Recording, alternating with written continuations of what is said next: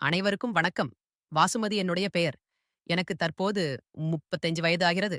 கல்யாணமாகி 8 வருடங்கள் ஆகிறது. ஆனால் இன்னும் குழந்தை பாக்கியம் கிட்டவில்லை. என் கணவர் தனியார் நிறுவனத்தில் நல்ல சம்பளத்துடன் வேலை பார்க்கிறார். நான், என் மாமியார் மற்றும் பிளஸ் டூ படிக்கக்கூடிய என் குழந்தனான அருண் ஆகியோருடன் திருச்சியில் திருவெரும்பூர்ல வசித்து வருகிறேன். குழந்தைக்காக நிறைய பணமும் செலவு செய்துவிட்டேன். என்னைப் பற்றி சொல்ல வேண்டும் என்றால், நான் எம்ஏ படித்தவள். நான் கருப்பாக இருப்பேன். என் குழந்தனுக்கு என்னை கண்டாலே பிடிக்காது. அவன் என்னிடம் பேசவும் மாட்டான். அதனால் நானும் அவனிடம் அவ்வளவாக பேசிக்கொள்ள மாட்டேன். ஆனால் நான் என்ன வேலை சொன்னாலும் தட்டாமல் கேட்பான். செலவுக்கு அவன் அண்ணனிடம் கூட பணம் கேட்காமல் என்னிடம்தான் பணம் கேட்பான். எனக்கும் அவன் மீது ஒரு கண் இருந்து கொண்டே இருந்ததால் அவன் எதைக் கேட்டாலும் வாங்கிக் கொள்ளச் சொல்வேன். என் மாமியார் கூட, அவன்தான் உன்னோட பேச மாட்டேங்கிறானே, அவனுக்கு எதுக்கு இவ்வளவு பணம் கொடுக்கிற என்று என்னிடம் சண்டை போட்டபோது கூட நான், அத்தை, என்னால குடும்பத்தில எந்த விதமான பிரச்சனையும் வரக்கூடாது.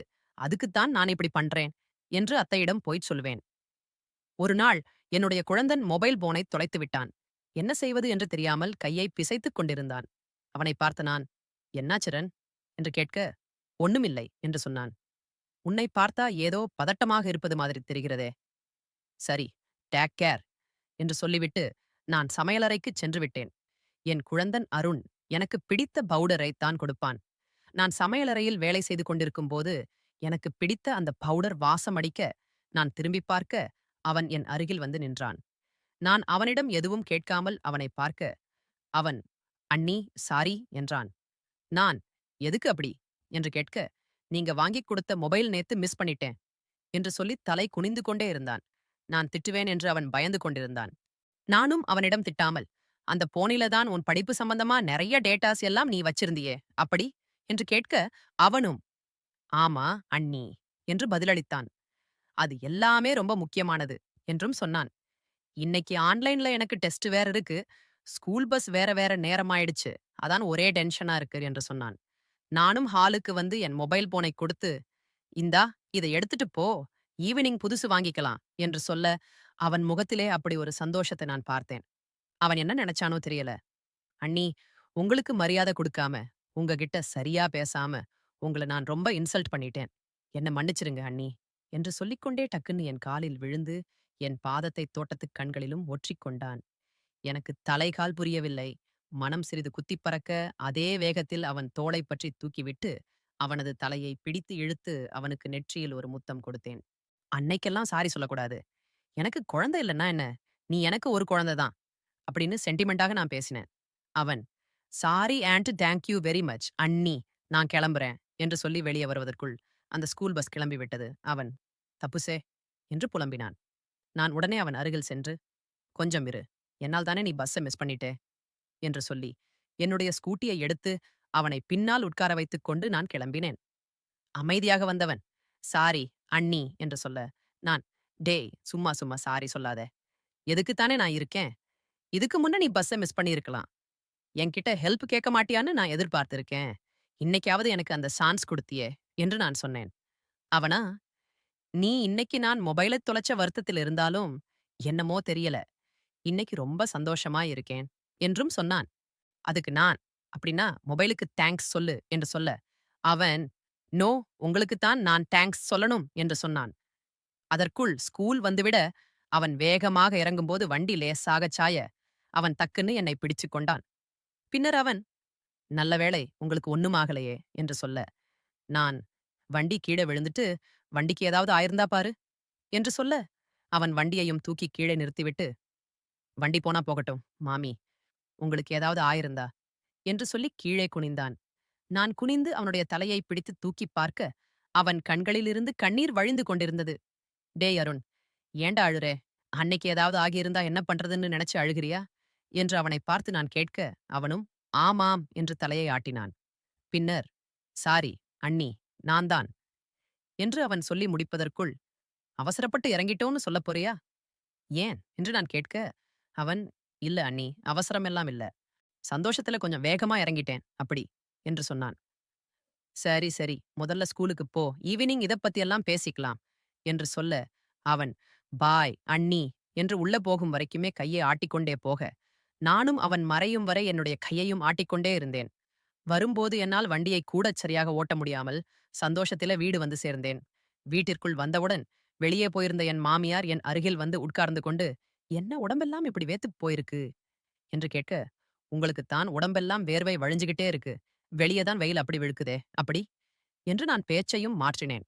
அத்தை பிரசாதத்தை என் நெற்றியில் வைத்துவிட, நான், "அத்தை, நான் இன்னும் குளிக்கலை" என்று சொல்ல, அவள், "சீக்கிரம் போய் குளிச்சிட்டு சாப்பிடு. என் மனம் என்ன ஆச்சு?" என்று என்னையும் திட்டினான். சந்தோஷத்துல என் படபடப்பே இன்னும் என்னை விட்டு அடங்கல. அப்படின்னு மனசுக்குள்ள நினைச்சுக்கிட்டு, 2 நிமிஷத்துல குளிச்சிட்டு வந்துறேன் என்று சென்று நான் பாத்ரூமுக்குள் சென்றேன். "சரிம்மானே, குளிச்சிட்டு வா. எனக்கு பசிக்குது, நான் சாப்பிடுறேன்" என்று சொல்லி என் மாமியார் டைனிங் ஹாலுக்கு வந்து சாப்பிட உட்கார்ந்தார். நான் பாத்ரூமுக்குள் நுழைந்தேன். அன்று மாலை ஸ்கூல் முடிந்து உள்ளே வந்தவன் என்னை தேடுவதை நான் கண்டு ரூமுக்குள் மறைந்திருந்தேன். அவனும் விடாமல் என்னை தேடிக்கொண்டே இருந்தான். பின்னர் நான் பாத்ரூமுக்குச் சென்றுவிட, பாத்ரூம் அருகே வந்து, "அண்ணி" என்று கூப்பிட, "அப்படி வாடி வழிக்கு" என்று நான் நினைத்து, "என்னடா வந்துட்டியா?" என்று சொல்லிக்கொண்டே பாத்ரூம் கதவை திறந்து கொண்டு வருவதைப் போல நான் ஆக்ஷன் பண்ணினேன். அப்பொழுது வேண்டுமென்றே என்னுடைய சேலையை முழங்காலுக்கு மேல் உயர்த்தி பிடித்துக் கொண்டே நான் வந்தேன். அவன் பார்வை என் கால்களின் மீது ஊறுவதையும் நான் ஓரக்கண்ணால் பார்த்தேன். நான் அவனிடம், "கொஞ்சம் தள்ளிப் போடா" எனச் சொல்லிக்கொண்டு ஹாலுக்கு வர, அவன், "அண்ணி, உங்களுக்கு கை காலெல்லாம் வலி எதுவும் இல்லையே? எனக்கு இன்னைக்கு கிளாஸ்ல கவனமே செலுத்த முடியல, அண்ணி" என்றுதான் சொன்னான். நான், "ஏன்டா?" என்று கேட்க, அண்ணி, உங்க மேல வண்டி விழுந்ததையே நினைச்சுக்கிட்டே இருந்தேன்" என்று சொன்னான். நானும் வேண்டுமென்று, "என் கால்தான் வழிவர்" என்று சொல்ல, அவன் ஓடிச் சில ரூபாம் எடுத்து வந்து, "எங்க காட்டுங்க" என்று என் அருகே வந்தான்.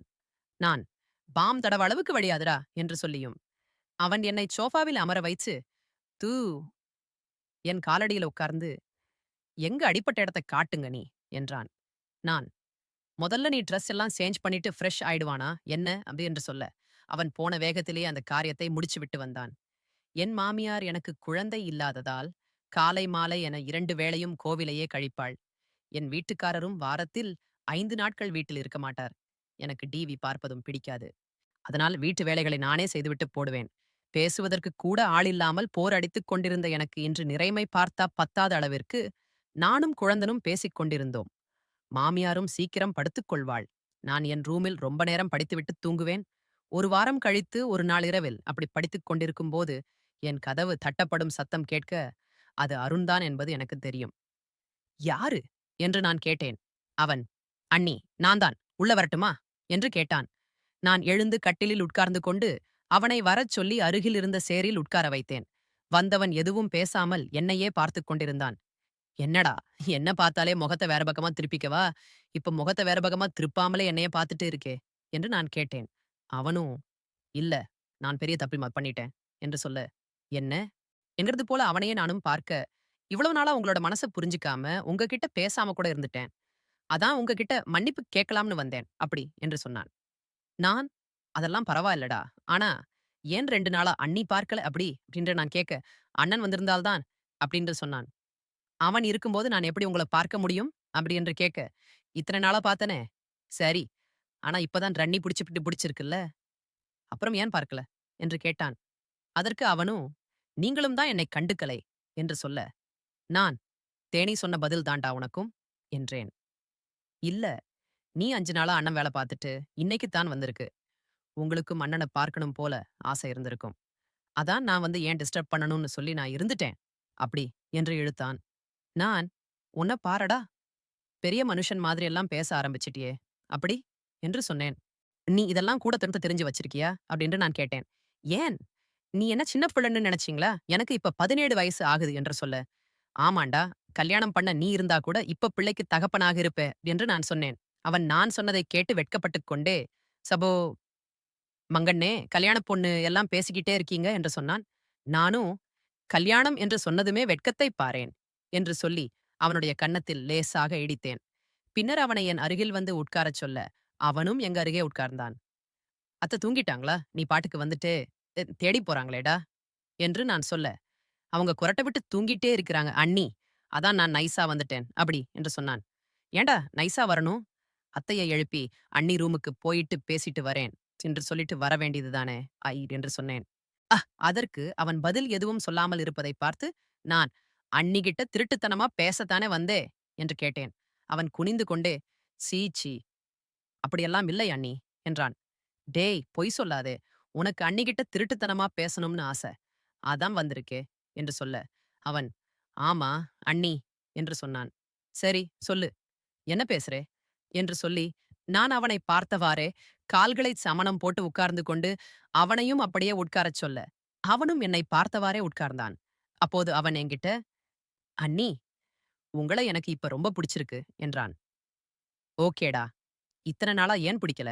என்று கேட்கல" என்று அவன் பேசாமலே இருந்தான். நான் அவனிடம், "நான் கருப்பா இருப்பதால தானே உனக்கு பிடிக்கல. உனக்கு பிடிக்கல என்று சொல்லுடா" அப்படின்னு நான் சொன்னேன். அதுக்கு அவனும், "அப்படியெல்லாம் இல்ல அண்ணி. அண்ணனுக்கு உங்கள பிடிச்சதால் தானே அவங்க கல்யாணம் பண்ணிக்கிட்டாரு. அவருக்கு பிடிச்சிட்டா போதுமே, எனக்கு எதுக்கு பிடிக்கணும்?" என்றான். "சரி, அப்புறம் என்கிட்ட பேசாம இருந்ததுக்கு என்ன காரணம்?" என்று நான் கேட்க அவன் சொன்னான். "உங்கள கல்யாணம் பண்றதுக்கு முன்னால, அண்ணன் என்கிட்ட ரொம்ப குளோஸா இருப்பாரு.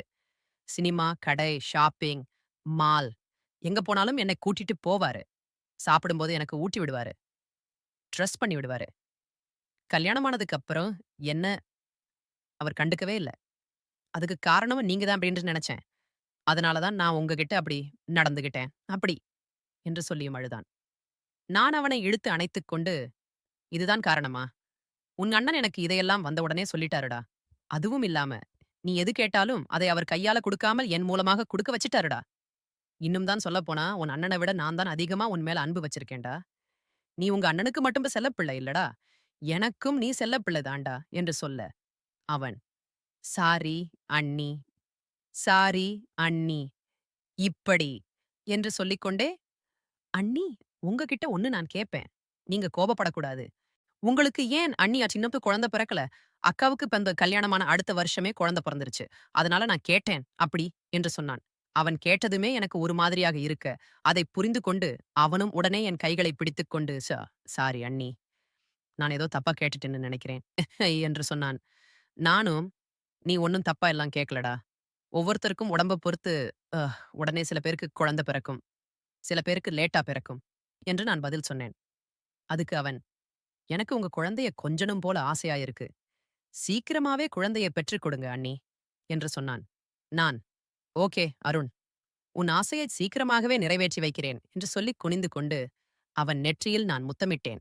அன்றைக்கு இந்த சந்தர்ப்பத்தை எனக்கு சாதகமாக பயன்படுத்திக் கொள்ள விரும்பிய நான், அவனை வசியப்படுத்தி, அவன் மூலமாக நான் ஒரு குழந்தையை பெற்றுக்கொள்ள வேண்டும் என நினைத்து, அன்றிரவு அவனுடன் நான் ஐக்கியமாகிவிட்டேன். அன்றிரவு அவனும் நானும் தவறு செய்துவிட்டோம். எங்களுக்குள் எல்லாமே நடந்து முடிந்து விட்டது. அதன் பிறகு இதுவே அவனுக்கு பழக்கமும் ஆனது. என் கணவன் ஊரிலிருந்து திரும்பும் வரை, தொடர்ந்து என்னுடைய அறைக்கு தினமும் வந்து, என்னுடன் தனிமையில் இருந்துவிட்டுச் சென்றான். இதனால் நான் கண்டிப்பாக கர்ப்பமாகி விடுவேன் என்பது எனக்கு உறுதியாகத் தெரிந்தது. என் கணவனும் எப்போதும் விடுமுறைக்கு ஊருக்கு வரும்போதெல்லாம், நானும் அவருடன் தனிமையில் இருப்பதையும் வழக்கமாகக் கொண்டிருந்தேன். அதனால் இந்த முறை அவர் வரும்போது, கண்டிப்பாக அவரிடம், "எனக்கு பீரியட்ஸ் 10 நாட்கள் தள்ளிப் போயிருச்சு. கண்டிப்பாக இந்த மாதம் ஒரு நல்ல செய்தியைச் சொல்வேன்" என்று என்னை என் கணவனிடம் கூற வேண்டும் என்று நினைத்திருந்தேன். அவரும் விடுமுறைக்கு ஊருக்கு வந்தார். அப்போது இந்த விஷயத்தை நான் அவரிடம் சொன்னேன். அவரும் சந்தோஷப்பட்டார். நமக்கு நல்ல காலம் இனி பிறக்கப் போகிறது என்றும் நினைத்துக் கொண்டார். என் கணவன் முன்பு என் குழந்தன் என்னை பிடிக்காத மாரித்தான் நடந்து கொள்வான். இதனால் வரைக்கும் அப்படித்தான் இருந்தான். இப்போதுதான் அவன் என்னுடன் நெருங்கியே வந்திருக்கிறான். இதனால் அவருடைய தம்பி மேல் என் கணவனுக்கு கொஞ்சம் கூட சந்தேகமும் வரவில்லை. நான் கர்ப்பமானாலும் கூட என்னுடைய குழந்தையின் மீது என் கணவனுக்கு துளி கூட சந்தேகம் வராது என்பது எனக்கு உறுதியாகவும் தெரிந்தது. நான் நினைத்தது போலவே என் குழந்தையால் அந்த மாதமே நான் கருவுற்றேன். இந்த விஷயத்தை நான் என் கணவரிடம் சொன்னேன். அவரும் சந்தோஷப்பட்டார். அதன் பிறகு கொஞ்ச நாட்கள் நானும் என் கொழுந்தனும் இப்படி அடிக்கடி தனிமையில் சந்தித்து வந்து கொண்டிருந்தோம். ஒரு வழியாக என்னுடைய குழந்தன் +2 படித்து முடித்து விட்டான். அதன் பிறகு அவன் காலேஜுக்கு போக வேண்டிய நாட்களும் நெருங்கியது. அந்தச் சமயத்தில் அவனை பெரிய படிப்பு படிக்க வைக்க வேண்டும். அவனுடைய எதிர்காலத்துக்காக என் கணவன் எதையும் செய்ய தயாராக இருந்தார். அப்ப வந்து என் கணவன் அவருடைய குழந்தையிடம்,